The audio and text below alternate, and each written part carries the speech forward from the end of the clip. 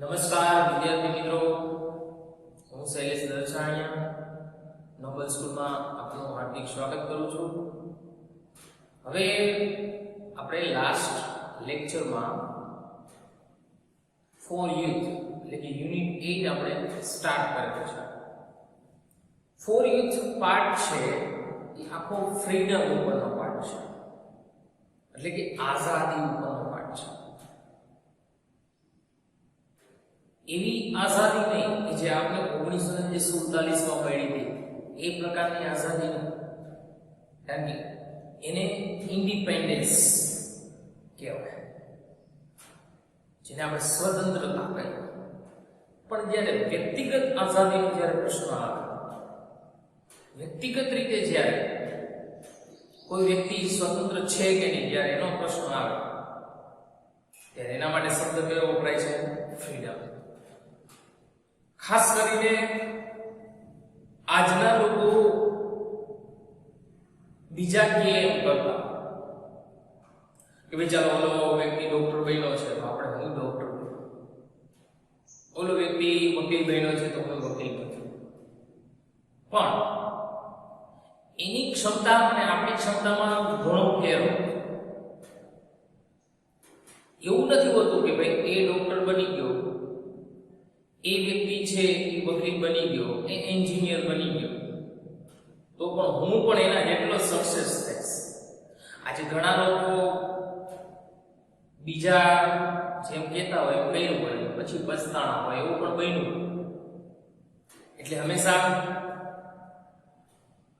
કોઈ પણ વસ્તુ આપણા ફ્યુચર ને જ્યારે ડિસાઈડ કરવાનું હોય ત્યારે આપણા વિચારો, આપણું તર્ક, આપણી બુદ્ધિ એનો ઉપયોગ કરવાનો. આ પાઠનો મિનિંગ એ જ છે કે જો આપણે બીજા પ્રમાણે ચાલવા જશું તો આપણે ગુલામ બની જશું. ગુલામ એટલે એવું નહીં તમને એમને રૂમમાં રાખવામાં આવે, નહીં એવું નહીં, પણ તમે તમારા મગજથી ગુલામ થઈ જશો. એ કોઈ બીજા વ્યક્તિના વિચારોથી જો આપણે ચાલતા હોય, જનરલી સ્વાભાવિક છે કે આપણે ગુલામ થઈ જાય, વિચારોથી ગુલામ થઈ જાય. જોઈએ છે બહુ સરસ પાઠ છે, બરાબર, જે કૃષ્ણમૂર્તિ આના લેખક છે. આપણે લાસ્ટ લેક્ચરમાં જોયું હતું અને મેં ફ્રીડમ વિશે થોડુંક તમને ખ્યાલ આપ્યો હતો કે ફ્રીડમ કોને કહેવાય, કે આપણે જે ઈચ્છીએ છીએ એમ આપણે કરી શકીએ ને એને ફ્રીડમ કહેવાય. ટૂંકમાં આપણે જે કરવું છે. પછી ઘણી વખત આપણા પેરેન્ટ્સનું પણ પ્રેશર આવે, શિક્ષકે ઘણી વાર એવું કહેતા કે આ જ બન ભાઈ, બરાબર. પેરેન્ટ્સ કરતા તો આપણા સગાવાલાને વધારે ચિંતા હોય, ઈ કંઈક ને કંઈક છે વિચારો દેતા જતા હોય આપણા પેરેન્ટ્સને, તો આપણે એના પ્રમાણે કરતા હોય, એવું પણ બને, બરાબર. એટલે હંમેશા કોઈ કે એમ નથી કરવાનું, મીન્સ કે સારું સજેશન તો કરવાનું, પછી એમ ન કહેતા સાહેબે એવું કીધું છે, કોઈ કે એમ નહીં કરવાનું, એવું નહીં. પણ આપણા ફ્યુચરનું જ્યારે ડિસિઝન લેવાનું થાય ત્યારે આપણી બુદ્ધિ, આપણા તર્કથી લેવાનું છે. જોઈએ પાઠ શરૂ કરીએ છીએ. For youth. અહીં જે કૃષ્ણમૂર્તિઓ અહીં તો આ બાજુ મેં સ્પેલિંગ લખ્યા છે, આ બાજુ છે પેરેગ્રાફ છે, પહેલો પેરેગ્રાફ. સૌથી પહેલા તો આ વિડિયો સ્ટાર્ટ કરો ત્યારે ટેક્સ્ટ બુક છે તમે સાથે રાખો, પેન્સિલ સાથે રાખો, સ્પેલિંગ છે પાકા કરવાના, જોવાના, બરાબર.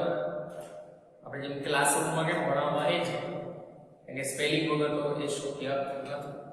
એટલે પેન્સિલ એક હાથમાં રાખો, ટેક્સ્ટ બુક સાથે રાખજો, બરાબર. જો કે મેં બોર્ડ ઉપર લખેલું છે, પહેલો પેરેગ્રાફ છે જ, બરાબર, છતાંય સાથે રાખવી જરૂરી છે. ઓકે, જોઈએ છે અહીંયા શું કહે છે? I would like to discuss કરવું એટલે શું થાય? ચર્ચા કરવી. અહીંયા ચર્ચા કરે, જે કૃષ્ણમૂર્તિ જે રાઇટર છે આ પાઠના, ઈ ચર્ચા કરે છે યુવાનો સાથે. અહીં યુવાન શબ્દ શા માટે કાંઈ ફોર ઓલ્ડ કેમનું પાટનું નામ રાખ્યું, ફોર ચાઇલ્ડ કેમ પાટનું નામ ન રાખ્યું? કારણ કે યુવાન હોય જ નક્કી કરવાનું હોય છે ને શું બનવું છે, બરાબર. આજે ઘણા બધા યુવાનો છે એ પોતાની કારકિર્દી કે પોતાનું કેરિયર બનાવવા માટે ઘણા બધા પ્રયત્ન કરે છે, ઘણી બધી મહેનત કરતા હોય છે. ક્યારેક સફળ થાય, ક્યારેક નિષ્ફળ થાય. ઘણા લોકો તો નિષ્ફળ થાય પણ છતાંય પોતે હિંમત નથી હારતા. ઘણા એવા છે કે ટ્રાય કરતા નથી, બરાબર. નસીબ ઉપર બધું છોડી દે છે. કહેવાય છે કે નસીબ માણસ જ મળશે. નસીબ જો કે માણસ જ ક્રિએટ કરે, બરાબર. એટલે કોઈ પણ વ્યક્તિ હોય એ વ્યક્તિએ મહેનત કરવી પડે, બરાબર, તો એ સક્સેસ થાય. આજે નક્કી કરી લીધું મારે ડોક્ટર બનવું છે, જો પોતે નક્કી કરી લે તો બીજે કેમ કે નક્કી કરી લીધું મારે ડોક્ટર બનવું છે, તો પછી એના માટે મહેનત કરવી પડે ને. જે વ્યક્તિ એના માટે મહેનત ન કરે તો ડોક્ટર શું, એ ડોક્ટર હોસ્પિટલમાં પટાવાળો ન બની શકે. શા માટે? કારણ કે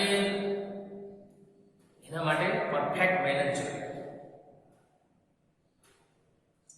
એટલે હંમેશા પોતાનું જે ફ્યુચર નક્કી કરવાનું હોય તે થોડુંક છે અડગ રહેવું, બરાબર. એટલા માટે કહું છું કે જ્યારે કદાચ કોઈ કી અને એમ આપણે કહ્યું અને પછી આપણે નિષ્ફળ ગયા તો કોઈ સહાનુભૂતિ દેવાય નહીં. એટલા સમજે?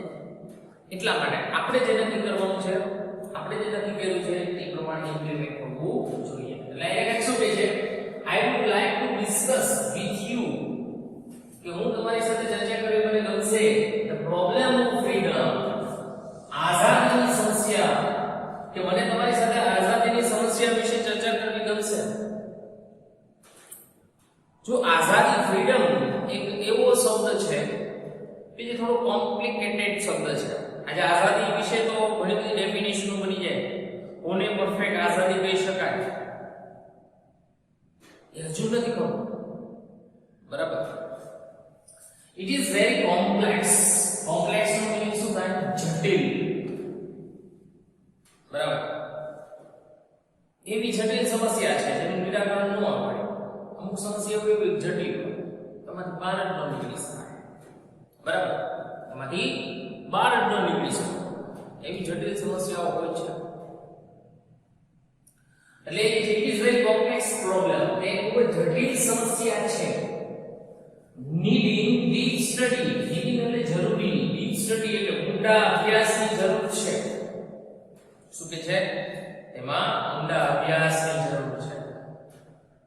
અભ્યાસ તો ચર્ચા દ્વારા થઈ શકે, પુસ્તકો દ્વારા થઈ શકે, બરાબર. એન્ડ અન્ડરસ્ટેન્ડિંગ, સમજણ, કે તેમાં ઊંડા અભ્યાસ અને સમજણની જરૂર છે.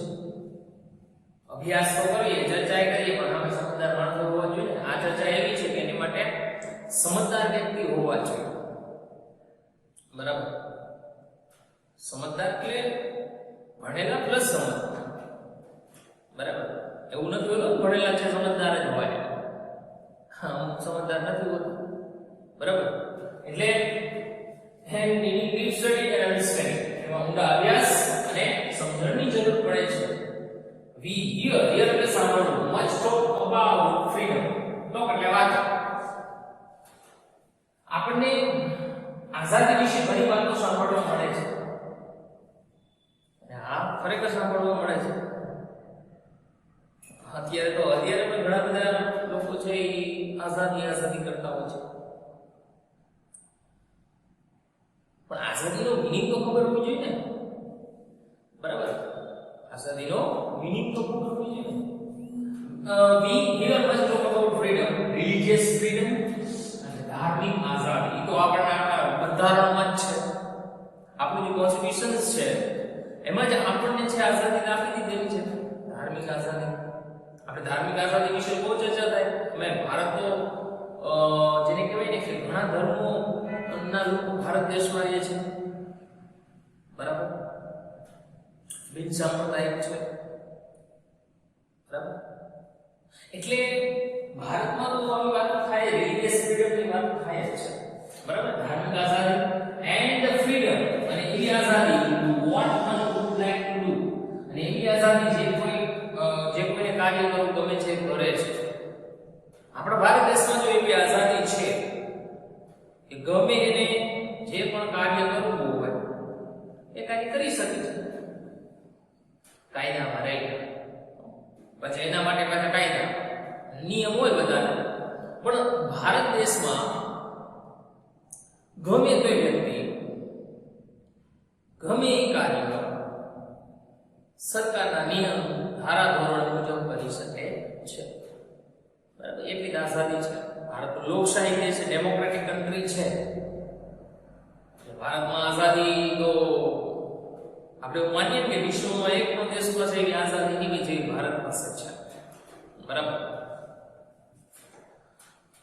વોલ્યુમ્સ, આ વોલ્યુમ્સ એટલે ગ્રંથો અથવા પુસ્તકો પણ કહેવાય. Volumes have been written on all this by scholars. Scholars એટલે નિષ્ણાત. Volumes have been written on all this by scholars. કે નિષ્ણાતો દ્વારા જે પુસ્તકો લખવામાં આવ્યા છે, આ ઘણા નિષ્ણાતો, લેખકોએ, તજજ્ઞોએ, બરાબર, ઘણા લોકોએ જે પોતાના લેખ લખ્યા છે અથવા તો મોટા મોટા પુસ્તકોના થોથા લખી દીધા છે. ન્યૂઝપેપરોમાં છે, ઘણું બધું લખ્યું છે, આવે છે, વાંચતા હોય તો. પણ આપણે એવું ન વાંચતા ઘણી વાર, બરાબર? સારા ન્યૂઝ હોય છે ને છાપા માટે વાંચો. બટ આઈ થિંક, પરંતુ મને એવું લાગે છે we can approach એટલે અભિગમ it very simply and directly. કે આપણો અભિગમ છે આપણે સરળ અને સીધી રીતે રાખી શકીએ છીએ. આપણો અપ્રોચ તો સીધો છે કે આઝાદી એટલે ગમે તે રખડવાનું, ગમે તે ભટકવાનું, ગમે કાર્ય કરવાનું, આને આપણે આઝાદી કહીએ છીએ. ગમે નાના છોકરાને પૂછો આઝાદી કોને કહે? ગમે રખડવાનું, બરાબર? પપ્પા એને કઈ કે ઘરે વાંચવાનું તો એ ગુલામી બની જાય. એને ગુલામી નો કહેવાય, એને રૂલ્સ કહેવાય. તમે શાળામાં આવતા હોય, શાળામાં છે ડિસિપ્લિન આપણે તમને ઘણી વિદ્યાર્થીઓ ઘણી વાર એવું થાય કે ગુલામી જેવું છે, પણ ગુલામી નથી, એ નિયમ કહેવાય, બરાબર?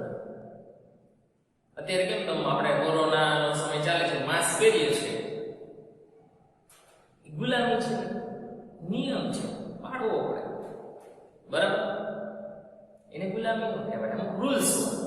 અમુક લોકો એને ગુલામી કહે છે, બરાબર? આપણે તો ગુલામી જ કરવાની, એટલે ભાઈ ગુલામી નથી કરવાની, કામ કરવાનું છે, બરાબર?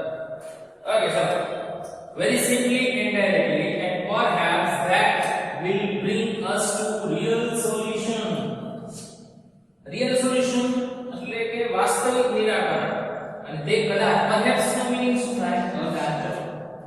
ઈ સ્પેલિંગ આમાં નથી આપેલ દીધો, પણ perhaps નો meaning શું થાય? કદાચ. અને કદાચ તે આપણને વાસ્તવિક નિરાકરણ સુધી લઈ જઈ શકે છે. આપણે એનો અભ્યાસ કરીએ, ડીપમાં અભ્યાસ કરીએ તો હાલો. ચલો ફરીવાર સમજાવું છું. I would like to discuss with you the problem of freedom. તો મને તમારી સાથે આઝાદીની સમસ્યા વિશે વાત કરવી ગમશે. It is very complex. તે ખૂબ જટિલ છે. It is very complex problem. તે ખૂબ જટિલ સમસ્યા છે. Needing deep study and understanding.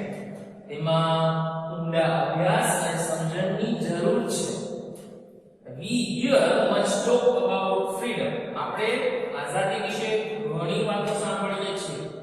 Religious freedom, ધાર્મિક આઝાદી, and the freedom to do what one would like to do. અને એવી આઝાદી કે જે કોઈને કાર્ય કરવું ગમે છે. Volumes have been written on all these by scholars. કે નિષ્ણાતો દ્વારા ઘણા પુસ્તકો લખવામાં આવેલા છે. But I think we can approach it very simply and directly. હું એવું વિચારું છું કે આપણો અભિગમ છે સરળ અને સીધી રીતે હોઈ શકે છે. And perhaps that will bring us to real solution. અને તે કદાચ આપણને વાસ્તવિક નિરાકરણ સુધી લઈ જઈ શકે છે. તો મિત્રો, આ પહેલા સ્પેલિંગ પાઠ